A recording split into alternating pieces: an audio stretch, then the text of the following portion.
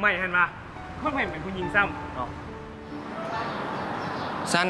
ที่ใหม่บอกกล้าบอกฮักอีกงั้นเอกบ่เห็นว่าใหม่เป็นผู้หญิงเงินบ่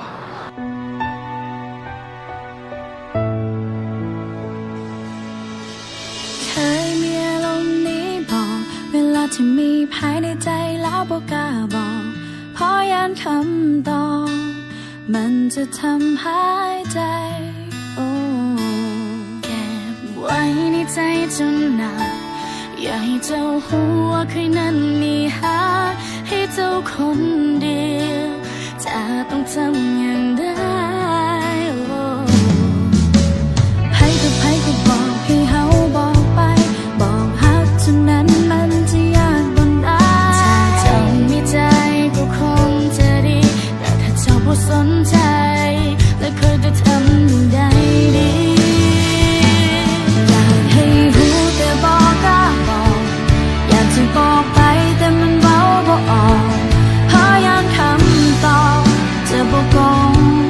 กับสิ่งที่ต้องการฟังและต้องเก็บไว้ในใจแบบนี้ความอัดใจมันเพิ่มขึ้นทุกทีจะบอกหานั้นมันบ่ง่ายอย่างที่ไผเขาคิดกันถ้าการบอกฮักมันเป็นเรื่องง่ายๆถ้าเป็นแบบนั้นมันก็คงสบายถ้าคอยบ่สนใจ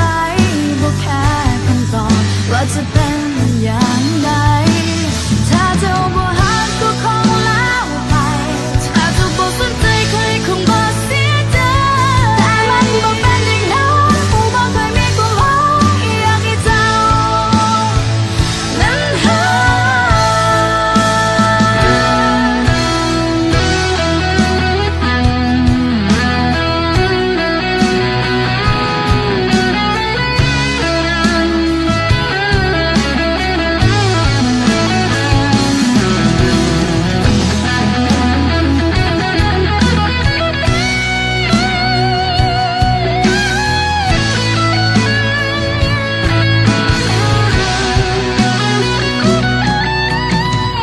ใครก็บอกให้เฮาบอกไป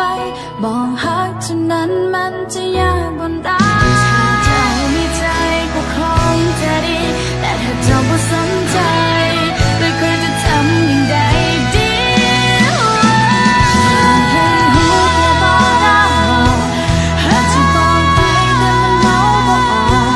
หาอยากคำตอบจะบ่กงกับสิ่งที่ต้องการฟังเก็บไว้ในใจแบบนี้ความอึดอัดใจมันเพิ่มขึ้นทุกทีจะบอกหามันบ่ง่ายก็คงบอกไป